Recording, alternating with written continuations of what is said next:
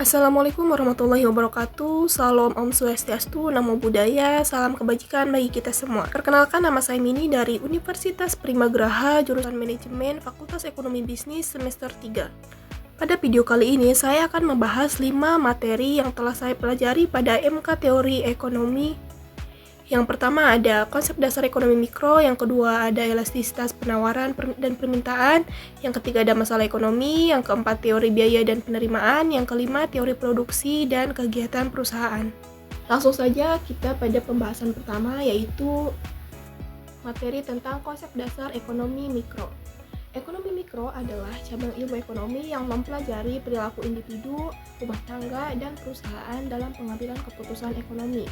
Fokus utama ekonomi mikro adalah pada interaksi di pasar barang dan jasa serta pasar faktor produksi. Ruang lingkup dan definisi ekonomi, yaitu ilmu ekonomi, telah berkembang sejak Adam Smith menerbitkan Budaya pada tahun 1776 yang menjadi dasar ekonomi modern.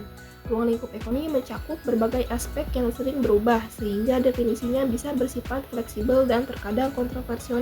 Di sini ada pernyataan positif dan normatif. Apa sih pernyataan positif? Pernyataan positif yaitu yang menggambarkan fakta ekonomi yang dapat diuji kebenarannya. Contohnya, jika pendapatan naik, permintaan barang elektronik meningkat. Sedangkan pernyataan normatif adalah melibatkan nilai dan etika, membahas apa yang seharusnya terjadi.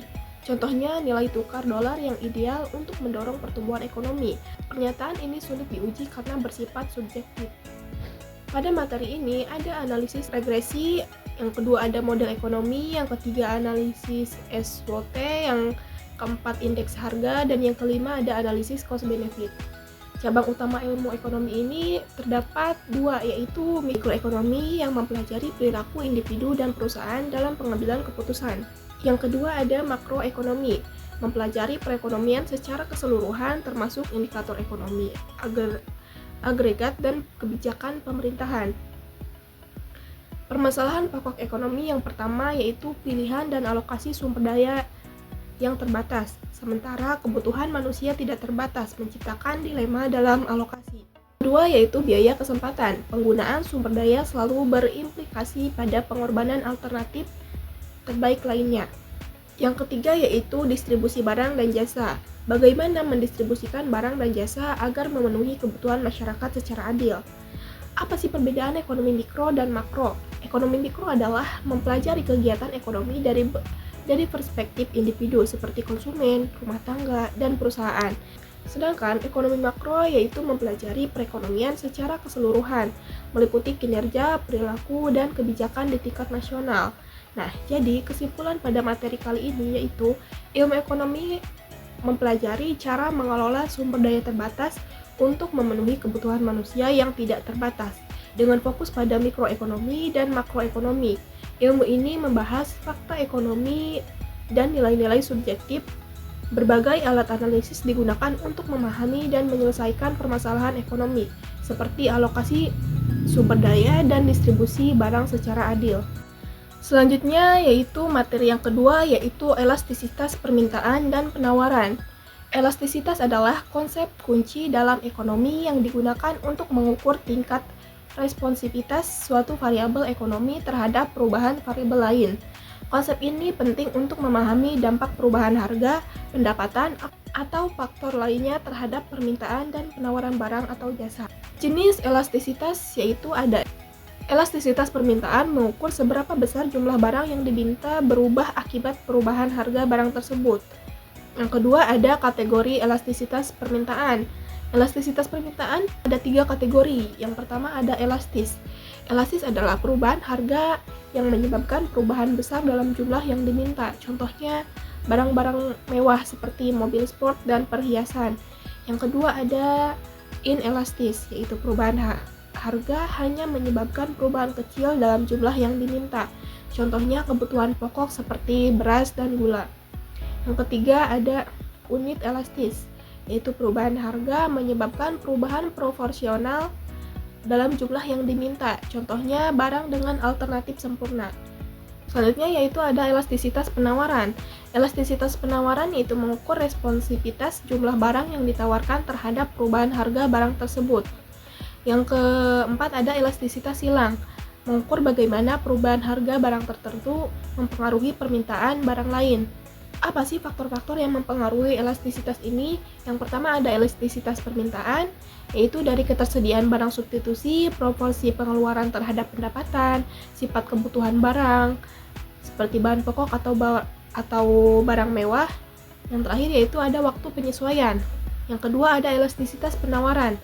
Elastisitas penawaran yaitu seperti kapasitas produksi, ketersediaan bahan baku, dan waktu produksi. Jadi, kesimpulannya, elastisitas dalam ekonomi membantu memahami pola konsumsi dan produksi. Barang dengan permintaan elastis sangat sensitif terhadap perubahan harga, sedangkan barang inelastis cenderung stabil. Meskipun harga berubah, pemahaman tentang elastisitas juga penting dalam pengambilan keputusan, baik bagi konsumen maupun produsen, seperti penetapan harga dan strategi produksi. Nah, memasuki materi yang ketiga, kita akan membahas tentang masalah ekonomi. Apa sih masalah ekonomi? Masalah ekonomi adalah situasi di mana kebutuhan manusia yang tidak terbatas bertemu dengan sumber daya yang terbatas. Hal ini memaksa individu dan masyarakat membuat pilihan tentang bagaimana mengalokasikan sumber daya secara efisien. Yang menyebabkan masalah ekonomi yaitu kelangkaan, karena kelangkaan sebagai sumber masalah. Kelangkaan muncul karena sumber daya yang tidak cukup untuk memenuhi kebutuhan manusia dan biaya peluang yang harus memilih satu kebutuhan seringkali memerlukan pengorbanan kebutuhan lainnya. Adapun penyebab kelangkaannya yaitu kebutuhan meningkat dikarenakan pertumbuhan penduduk dan gaya hidup. Yang kedua ada sifat serakah manusia yang mengeksploitasi sumber daya secara berlebihan. Yang ketiga ada keterbatasan sumber daya alam, di mana tidak semua sumber daya dapat diperbarui. Yang keempat ada teknologi terbatas yang disebabkan karena kurangnya inovasi dan pengolahan sumber daya. Yang keempat yaitu ada teknologi terbatas yang disebabkan karena kurangnya inovasi dalam pengolahan sumber daya. Sedangkan kebutuhan manusia berdasarkan intensitas ada tiga, yaitu ada kebutuhan primer seperti pangan, pakaian, dan tempat tinggal. Sedangkan sekunder yaitu tambahan untuk kenyamanan seperti transportasi dan pendidikan. Yang ketiga ada tersier seperti barang mewah, seperti mobil sport dan hiburan dan perhiasan. Nah, berdasarkan sifat ada yaitu yang namanya jasmani, yaitu berhubungan dengan fisik seperti makanan dan tempat tinggal. Yang kedua ada rohani yang berkaitan dengan batin seperti hiburan dan pendidikan. Sedangkan berdasarkan waktu seperti sekarang dan yang akan datang. Selanjutnya kita akan membahas masalah pokok ekonomi. Yang pertama ada apa sih yang akan diproduksi, yang kedua bagaimana cara memproduksi, dan untuk siapa barang yang sudah diproduksi. Adapun contoh-contoh masalah ekonomi modern, yang pertama ada ketimpangan pendapatan, yang kedua ada pengangguran, yang ketiga dampak perubahan iklim, dan ketahanan energi. Jadi, kesimpulannya masalah ekonomi timbul dari keterbatasan sumber daya di tengah kebutuhan manusia yang tidak terbatas. Kelangkaan memaksa masyarakat untuk membuat pilihan yang rasional, baik dalam produksi, distribusi, maupun konsumsi barang dan jasa. Pemahaman masalah ekonomi penting untuk menciptakan solusi yang berkelanjutan bagi kesejahteraan bersama. Materi selanjutnya yaitu materi yang keempat, kita akan membahas tentang teori biaya dan penerimaan. Teori biaya dan penerimaan adalah konsep penting dalam ekonomi dan manajemen yang berfokus pada analisis biaya dan pendapatan dalam pengambilan keputusan. Teori biaya berkaitan dengan pengukuran dan analisis semua biaya yang dikeluarkan dalam proses produksi. Biaya dapat dibagi menjadi beberapa kategori, yaitu ada biaya tetap, yaitu biaya yang tidak berubah dengan jumlah produksi seperti sewa dan gaji tetap. Yang kedua ada biaya variabel, yaitu biaya yang berubah seiring dengan jumlah produksi seperti bahan baku dan upah lembur. Yang ketiga ada biaya total, yaitu jumlah dari biaya tetap dan biaya variabel. Dan yang terakhir ada biaya marginal, yaitu biaya tambahan untuk memproduksi satu unit tambahan. Selanjutnya ada teori penerimaan. Teori penerimaan berfokus pada pendapatan yang diperoleh dari penjualan barang atau jasa. Hal-hal yang diperhatikan dalam teori ini meliputi pendapatan total, yaitu jumlah total yang diterima dari penjualan dihitung sebagai harga per unit dikalikan dengan jumlah unit yang terjual. Yang kedua ada pendapatan marginal, yaitu pendapatan tambahan yang diperoleh dari penjualan satu unit tambahan. Yang terakhir ada elasticity of demand, yaitu mengukur seberapa sensitif permintaan terhadap perubahan harga yang mempengaruhi penerimaan. Apa sih hubungan antara biaya dan penerimaan? Dalam pengambilan keputusan bisnis, penting untuk mempertimbangkan hubungan antara biaya dan penerimaan.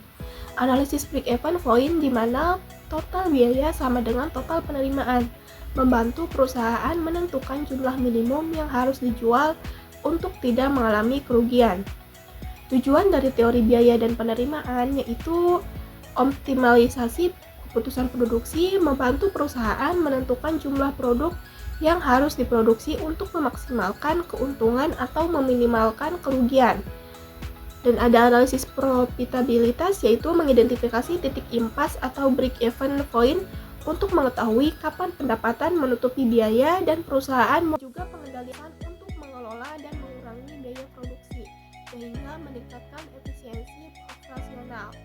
Dan ada penetapan harga, membantu dalam menentukan harga jual yang optimal berdasarkan biaya dan permintaan pasar, serta memastikan bahwa harga mencakup semua biaya dan menghasilkan keuntungan.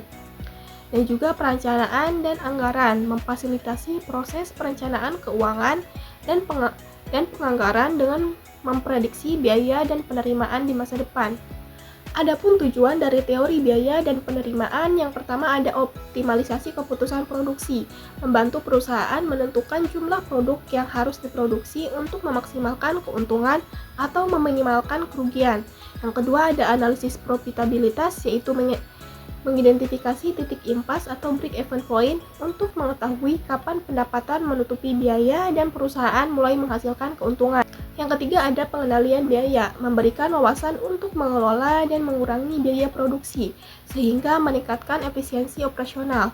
Yang keempat ada penetapan harga, membantu dalam menentukan harga jual yang optimal berdasarkan biaya dan permintaan pasar, serta memastikan bahwa harga mencakup semua biaya dan menghasilkan keuntungan. Yang kelima ada perencanaan dan anggaran, memfasilitasi proses perencanaan keuangan dan penganggaran dengan memprediksi biaya dan penerimaan di masa depan. Yang keenam ada evaluasi kinerja, menyediakan dasar untuk mengevaluasi kinerja perusahaan dengan membandingkan biaya dan penerimaan aktual dengan yang direncanakan. Dan yang terakhir ada strategi pemasaran, yaitu membantu dalam merumuskan strategi pemasaran yang mempertimbangkan sensitivitas harga dan permintaan untuk meningkatkan permintaan. Nah, selanjutnya ada prinsip biaya, di mana yang pertama yaitu biaya marginal, fokus pada biaya tambahan untuk memproduksi satu unit ekstra yang membantu dalam keputusan produksi dan penetapan harga. Yang kedua ada biaya tetap versus biaya variabel, yang memahami perbedaan antara biaya tetap yang tidak berubah dan biaya variabel yang tergantung pada tingkat produksi. Yang ketiga ada biaya kesempatan, yaitu mempertimbangkan apa yang hilang dari sumber daya yang digunakan untuk suatu pilihan yang penting dalam pengambilan keputusan. Yang keempat ada skala ekonomi, yaitu menggunakan prinsip ini untuk mengurangi biaya per unit dengan meningkatkan volume produksi. Dan yang terakhir ada analisis break-even, yaitu menentukan titik di mana total biaya sama dengan total penerimaan, yang membantu perusahaan memahami risiko dan potensi keuntungan. Sedangkan ada prinsip penerimaan, yang pertama ada pendapatan total, itu menghitung total pendapatan dari penjualan untuk memahami potensi pendapatan yang dihasilkan. Yang kedua ada pendapatan marginal, yang memperhatikan tambahan pendapatan yang dihasilkan dari menjual satu unit tambahan yang penting untuk keputusan produksi. Yang ketiga ada elastisitas permintaan, memahami bagaimana perubahan harga memengaruhi jumlah permintaan yang membantu dalam strategi penetapan harga. Yang keempat ada strategi penetapan harga, menggunakan informasi tentang biaya dan permintaan untuk menetapkan harga yang optimal agar dapat bersaing di pasar. Dan yang terakhir ada diversifikasi produk, menilai potensi penerimaan dan produk baru untuk mengurangi risiko dan meningkatkan pendapatan. Nah, apa sih manfaat biaya dan penerimaan? Yang pertama yaitu ada pengambilan keputusan yang lebih baik, yang memberikan informasi yang diperlukan untuk membuat keputusan strategis tentang produksi, harga, dan investasi. Yang kedua ada optimalisasi sumber daya, membantu dalam pemanfaatan sumber daya secara efisien dengan mengidentifikasi biaya yang dapat dikurangi dan meningkatkan produktivitas. Yang ketiga ada perencanaan keuangan yang akurat, memungkinkan perusahaan untuk merencanakan anggaran dengan lebih baik berdasarkan proyeksi biaya dan pendapatan. Dan yang keempat ada peningkatan profitabilitas, membantu perusahaan dalam menentukan harga yang tepat dan mengidentifikasi produk yang paling menguntungkan, sehingga meningkatkan langkah. Kelima ada analisis risiko, memungkinkan perusahaan untuk mengukur risiko finansial dengan mengevaluasi dampak dari variasi biaya dan penerimaan. Yang keenam ada evaluasi kerja, yang ketujuh ada strategi pemasaran yang efektif, dan yang kedelapan ada peningkatan transparansi. Contoh biaya dan penerimaan biaya seperti biaya produksi seperti bahan baku, tenaga kerja langsung, dan overhead pabrik. Yang kedua ada biaya operasional seperti sewa gedung, utilitas listrik dan air, dan gaji karyawan. Sedangkan biaya pemasaran yaitu seperti iklan, promosi, dan biaya distribusi. Dan yang terakhir ada biaya administrasi seperti gaji staf administrasi dan perlengkapan kantor. Selanjutnya ada penerimaan, di mana penerimaan ini yang pertama dari pendapatan penjualan, yaitu pendapatan dari penjualan produk dan pendapatan dari layanan. Yang kedua ada pendapatan lain-lain seperti pendapatan bunga dari simpanan dan pendapatan sewa dari properti. Dan yang terakhir ada pendapatan investasi, yang dimana di sini ada pendapatan dividen dari saham dan keuntungan dari penjualan aset. Nah, jadi kesimpulannya teori biaya dan penerimaan menekankan pentingnya memahami hubungan antara pengeluaran dan permintaan dalam suatu bisnis. Teori biaya dan penerimaan memberikan kerangka untuk mengevaluasi kesehatan finansial perusahaan, mendukung pengambilan keputusan yang lebih baik dan mendorong pertumbuhan berkelanjutan. Nah, yang terakhir yaitu materi tentang teori produksi dan kegiatan perusahaan. Teori produksi membahas hubungan antara input atau faktor produksi dan output atau barang dan jasa yang dihasilkan perusahaan. Fokus utamanya adalah bagaimana memanfaatkan sumber daya secara efisien untuk menghasilkan output maksimal. Adapun faktor produksi terbagi menjadi 4, yaitu yang pertama ada tenaga kerja, yaitu usaha manusia dalam proses produksi. Yang kedua ada modal seperti alat, mesin, atau teknologi yang digunakan untuk menghasilkan barang atau jasa. Yang ketiga ada tanah, yaitu sumber daya alam yang dimanfaatkan dalam produksi. Dan yang terakhir ada keahlian atau kewirausahaan, kemampuan untuk mengelola faktor produksi agar menghasilkan output secara efektif. Adapun fungsi produksi yaitu menggambarkan hubungan matematis antara input dan output seperti output barang atau jasa, tenaga kerja, modal, dan teknologi. Teori produksi mencakup 2 hukum penting seperti yang pertama yaitu hukum hasil tambahan yang menurun. Jika input variabel seperti tenaga kerja ditambahkan pada input tetap seperti tanah, maka output tambahan akan menurun setelah mencapai titik tertentu. Sedangkan yang kedua ada economies of scale, yaitu biaya rata-rata produksi akan menurun ketika skala produksi meningkat, memungkinkan perusahaan beroperasi lebih efisien. Nah, apa sih kegiatan perusahaan itu? Kegiatan perusahaan mencakup semua aktivitas untuk menghasilkan barang atau jasa mulai dari perencanaan hingga distribusi ke konsumen.